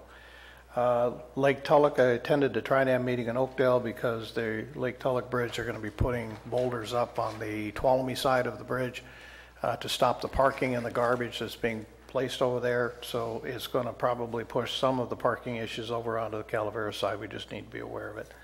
And attended with staff the U.S. Forest Service discussion on the Master Stewardship Agreement in Sonora to help put some details together and get some questions answered on that. And I think staff's doing a fantastic job on how that's going to work out for us.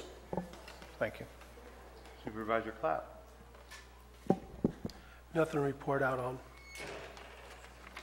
And I attended the Central Sierra Child Support Agency meeting Supervisor Oliveira spoke of. Supervisor Garamendi and myself also attended the CCWD joint meeting in which we discussed, I think it was AB 512 that you're talking about? 623. Yeah. And yes, the state and I guess the governor is really pushing for this under the guise of a safe drinking water for all, and looking to put 95-cent tax on every household that has a pipe 3 inches and under, and anything 3 inches above to 4 inches goes to $3, and anything above 4 inches goes to $8. Is that correct? That's correct. Can you mention also about the 55 gallons? 55 gallons per person per day that the state wants to impose? Yeah, well, that's part of the metering that they're looking to do, correct. 55 gallons a day. So that's all I have to report. Staff, you look here. No staff, okay. Mr. Chair? Yes. I'd like to personally thank everybody here. It's been a long day. Thanks for hanging in there, guys. Point of order. Don't forget, thank you. Is it a procedural matter that you're talking about? Can you see what is it that? You closed out public comments before everybody had a chance to speak at public comments.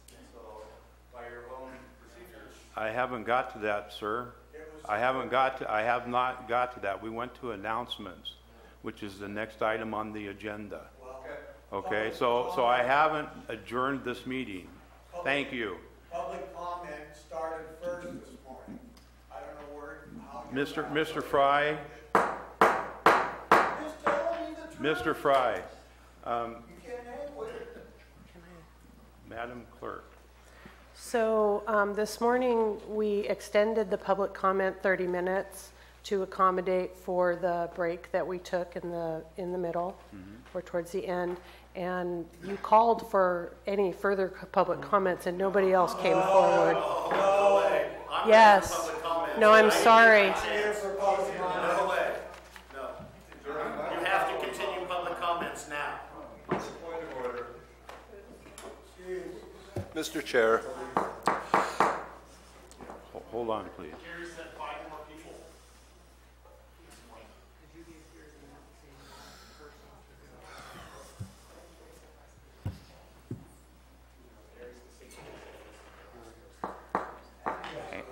Hang on. Nothing's been decided.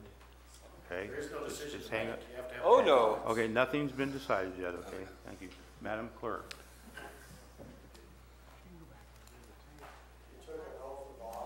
Okay, we will continue with public comments.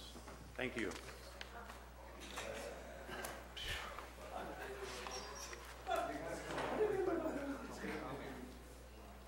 I guess I'll go first.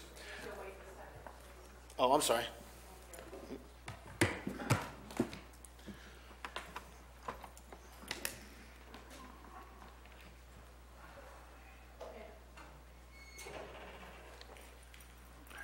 Okay, well, apropos of like the division that we see going on in our country and in our county, I really believe that Calaveras is sort of a microcosm of what's going on at the national level. And I'd like to see you guys step up and pass a resolution or a proclamation condemning our liar-in-chief in Washington. And I thought I would invoke some names of some key people out there who have had a lot to say over the years about conservatism. Steve Schmidt, longtime GOP strategist, quits the corrupt and immoral party, June 20th, 2018. He said that for months, he has warned about the degradation of his party, saying the Trump administration is responsible for a coarsening of this country, and he called the president a useful idiot for Russia. Now he says he's done. He sent out a text. 29 years and 9 months ago, I registered to vote and became a member of the Republican Party. I'm out now. June 25th, 2018, Republican or conservative, you have to choose. David Brooks, longtime conservative commentator. He says that the Republican Party is no longer conservative. You can't be a member of the Republican Party and be a conservative anymore, says David Brooks. George Will cast your vote against the GOP in November, June 25th, 2018. Amid the carnage of Republican misrule in Washington, there is this glimmer of good news. The family shredding policy along the southern border was merely the most telegenic recent example of misrule, and it clarified something. What did it clarify? The Congressional Republican Congress must be substantially reduced, so substantially that their remnants, reduced to minorities, will be stripped of the Constitution's Article I powers they have been too invertebrate to use against the current wielder of Article II powers.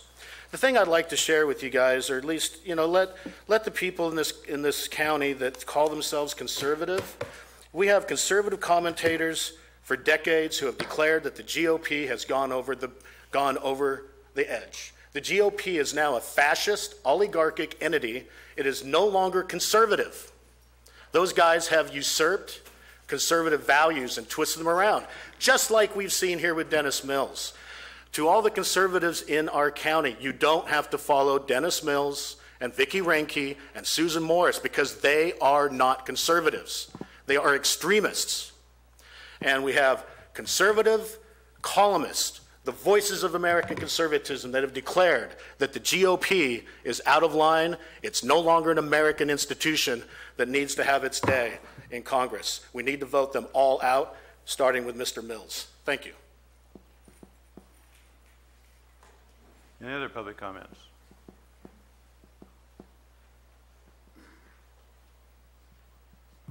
Cliff Edson, District 1. Thanks for being here all day. Staff, too. A couple of years ago, I gave a proclamation to a young lady that was 9 years old at the time. And she handed me a flag that she made out of horseshoes. And Chair Tofinelli, I believe that you got some of those flags too. That was supposed to be displayed in this chambers, and never has been. The flag of the United States, made by a 9-year-old girl in our county. And where is it? Why is it not up here? I'd like to know that. Second, you guys talk about division in the county, and you want to know what's going on. Go to some businesses and find out what's going on. Very simple. Go up to Cinders on a weekend, walk around. You guys be talking to yourself mostly. Come into my restaurant, walk around in the morning. 3 orders by 9 o'clock. See, that's my livelihood.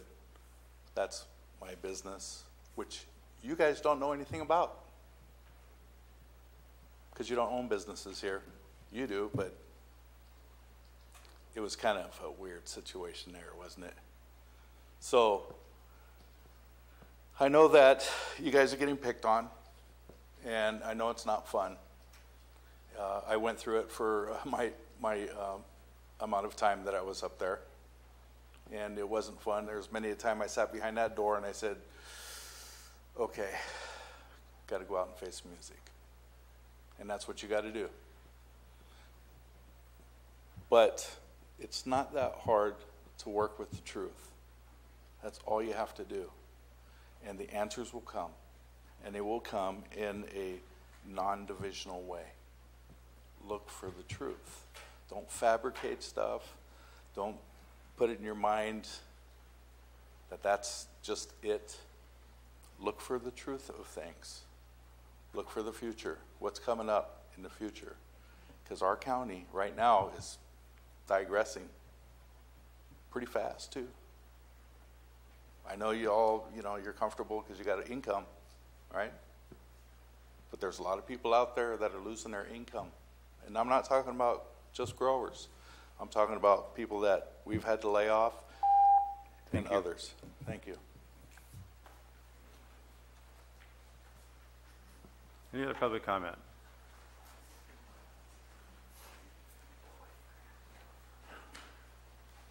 Speaking of the truth, when I was a kid, my dad said, "The truth will set you free."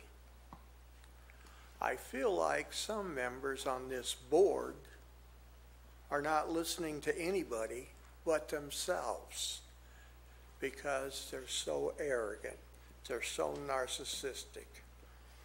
It just, I don't understand it. Why do you seek public service if you're going to treat the people like dog shit?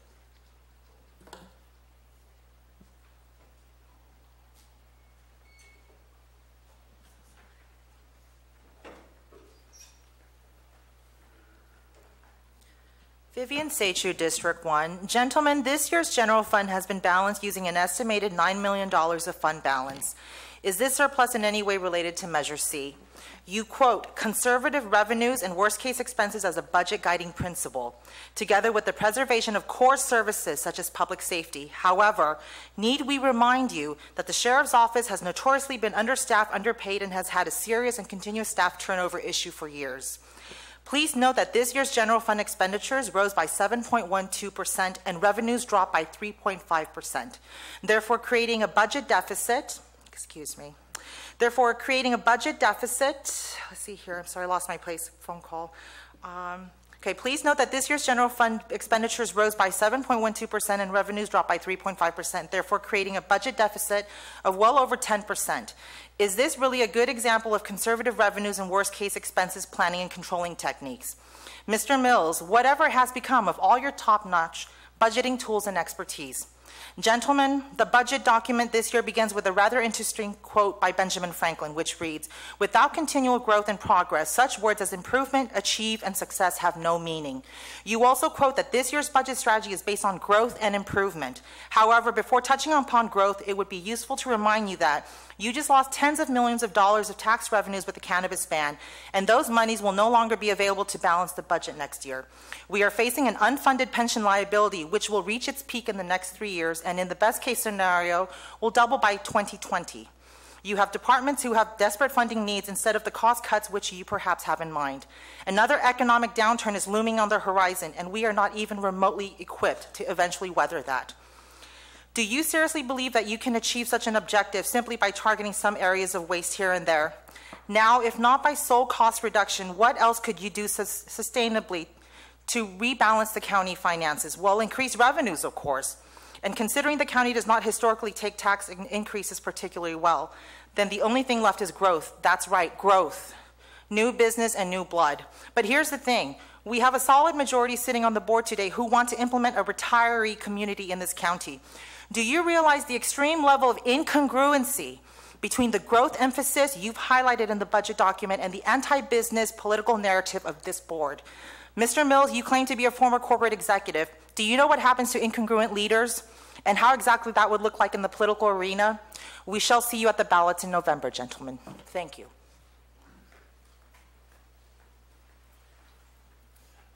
Ben Stopper, District 5. I apologize to staff. We're keeping here far longer than we need to, but there are things we need to have said.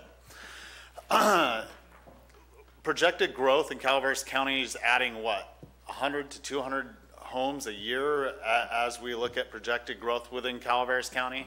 We're looking at population decrease over years to come. There's something brought up that we're at 4% unemployment right now. 77%. Now, I usually just say 70%, but 77% of the working population in Calaveras County travels outside the county for work. Calaveras County did not provide those jobs that brought it to 4% unemployment. There isn't growth here. We've regressed this last year. Businesses are about to close. They haven't closed yet. Multiple restaurants in Valley Springs are up for sale or have sold. Hopefully we can turn this around because there is no revenue within the county to be had. I brought up earlier the fact that the assessed tax values, that's good for this year. Potentially, it could go the other way next year. Keep all this in mind as we work forward. We need to have multiple industries to sustain this county. I've said before here, regulation of marijuana is not the only way to go. It can be part of the whole in some capacity. That market's up and down. We need to add 5 more markets to our economy here. One drops, the other sustain. Vice versa. Food for thought, gentlemen.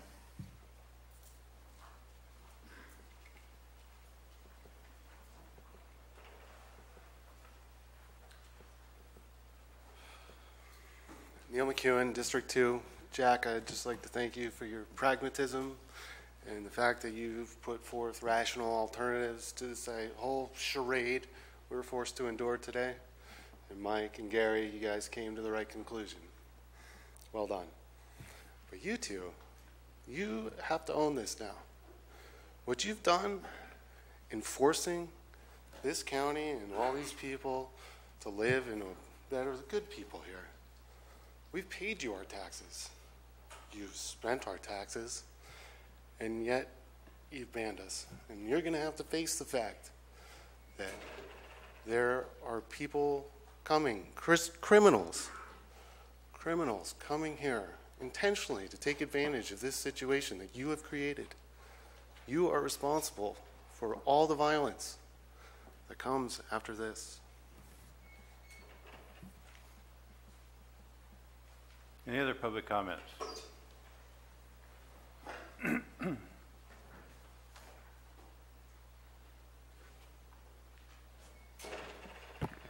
Jason Campbell, District 5. I'd like to pull a line from the pledge and give it a little definition. And to the republic, a sovereign state in which power is invested into the representatives chosen by the people to govern. And the government is the people. And it's from the people to the leaders, not from the leaders to the people. I think there's a few of you up there that need to let that sink in. Also, like I said before when I only had 15 seconds left, I feel that today there's been some comments made up there by some of the supervisors that put the state of politics in this county in a very, very sad state. You sat up there during a public meeting on record and stated that you cannot be trusted to adhere to an advisory vote. It needs to be binding. That is completely ridiculous. You've broken the public's trust, and it's uncalled for. Supervisor Clapp, look at you. You're not even paying attention right now. What are you doing? You don't bring your tools to work. You need to remember who you work for. You work for me. I know you don't like that. No, don't interrupt me. Got a minute and 30 seconds. If you want to respond after I'm done, that's fine, and we can have a conversation.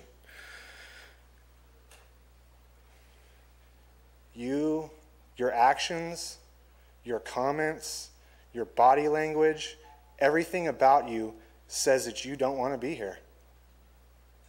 I think it's time for you to realize that you're in over your head. You don't care about anything but yourself. Just do us all a favor. Do some good for the county. Step down. Resign. Let somebody that's more interested in the betterment of the county as a whole take your place.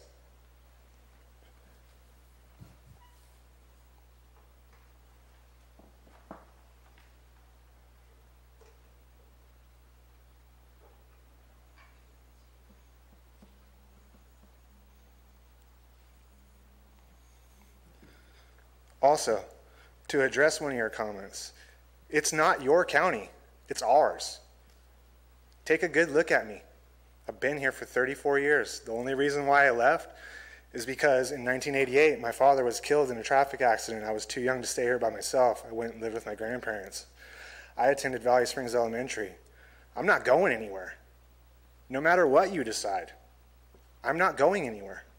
It's our county, not yours.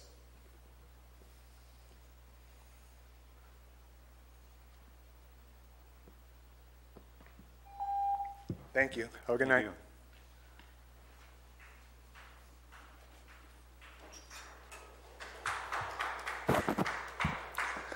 Hello, Board Chair, Supervisors. It's been a long night or day. I believe that we have a fundamental breakdown in our political system. And the breakdown is not because of the people coming to petition their government. It's not because people come here and say things that you don't like. It's not that we are causing incivility. The incivility comes from the top. It comes from the fact that these two gentlemen rarely, if ever, pay attention to public comment. And when they do, it's typically to interrupt people and call points of order and disrespect you as the chairman who is supposed to be conducting this board meeting. They should not be calling points of order. They should sit there and defer to you as the board chairman to keep people on topic. However, for the last several months, I've witnessed and paid close attention to every time they have called a point of order on somebody who is speaking in favor of cannabis. And guess what? It's a violation of our constitutionally guaranteed rights to petition our government. It's a violation of our freedom of speech. And it's an abdication of your responsibility as chair to conduct these meetings. You hold fundamental responsibility for everything that happens in these chambers. So, if you don't like it, you need to look at yourself. You also need to look at your fellow board members, and you need to hold them accountable. You need to stop letting them get away with abusing the public trust. Why is it that Dennis Mills is able to single-handedly pay for the repaving of Little John Road? Because that's what Copper Cove Association and their website says. Dennis Mills got Little John Road repaved. And I've been at every meeting. And if I haven't actually been sitting right here, I've been watching. I've been taking very close notes. And guess what?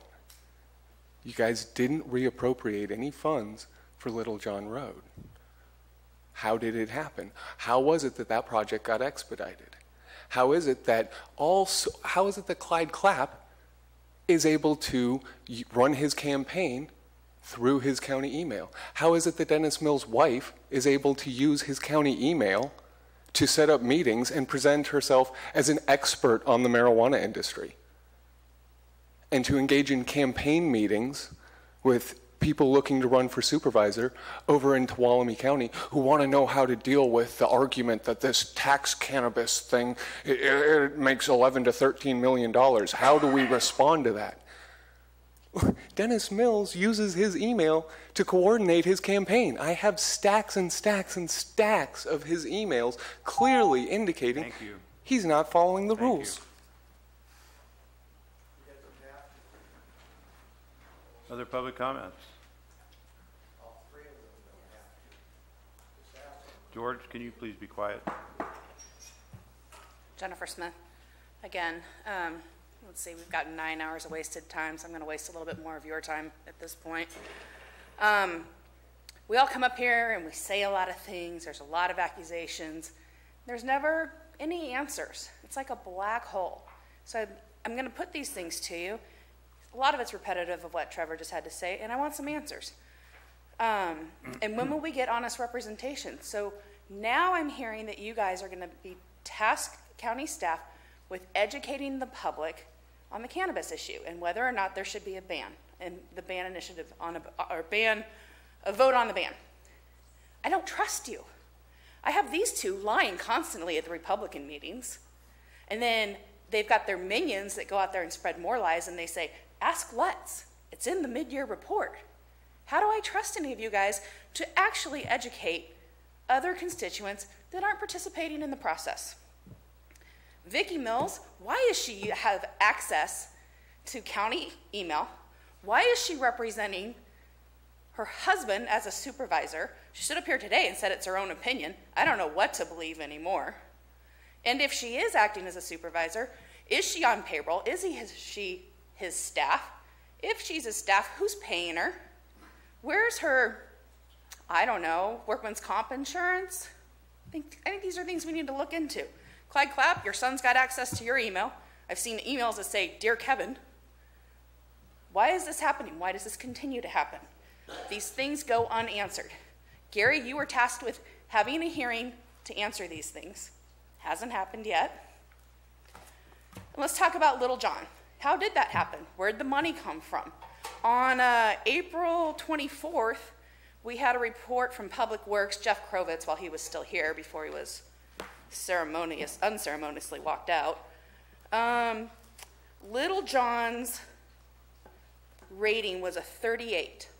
There's 7 projects on this list that have a higher priority rating. Right or wrong, I don't know how it got paved, but I want to know why. Why did culverts get ignored? Why did work on Mountain Ranch Road get ignored? We'd like some answers. I think we're tired of all of us sitting around, pointing fingers, calling names. Let's be professional. Let's get some facts and let's get some answers. You owe your constituents that. Thank you.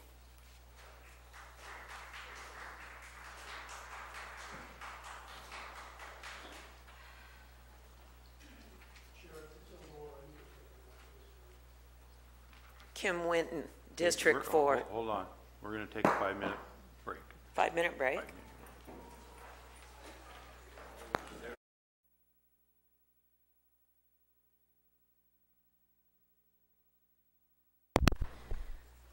Kim Winton, District 4. Thank you, Jack. Because I might have seen a glimmer of you guys got a little confused there for a split second. There might have been a little meeting of minds. Educate. She just said lawsuits. That scares me to death. You're unprepared for what's going to happen. And this is really, really sad. There are so many people that would help you. Smart kids walking in here, losing their businesses. And I hear more from them than the solution right here. Take whatever you got in ordinance. Let these people live. Try to figure out something that we can all work together. Get a board, separate from you, because clearly this ain't going to happen. Bring in a doctor. Bring in a farmer. Bring in people, your planning people. Clearly they're working with these people and they're doing something okay. Okay, you did something, you shot out of the gate, now you try to peel it back, and it ain't working. Okay, so unpeel it. Let's go back and let's do it right and bring money into this county. I've been here 55 years, so a little longer than you, and you're gone.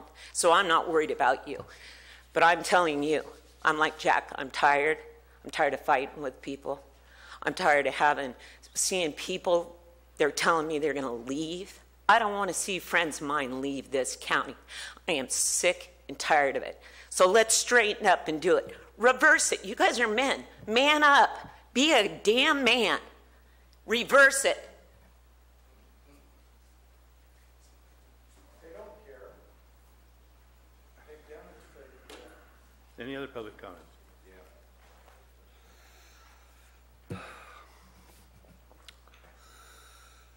Since this board in its present configuration has been seated, the cost of your liability insurance has gone up the equivalent of all 5 board members' salary, roughly speaking.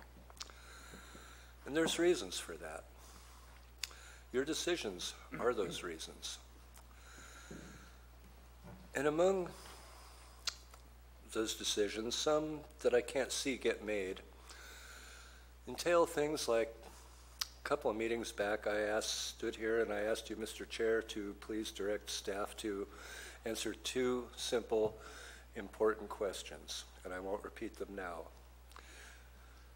And not only did those questions not get answered, my questions and my presence, in fact, didn't get acknowledged at all.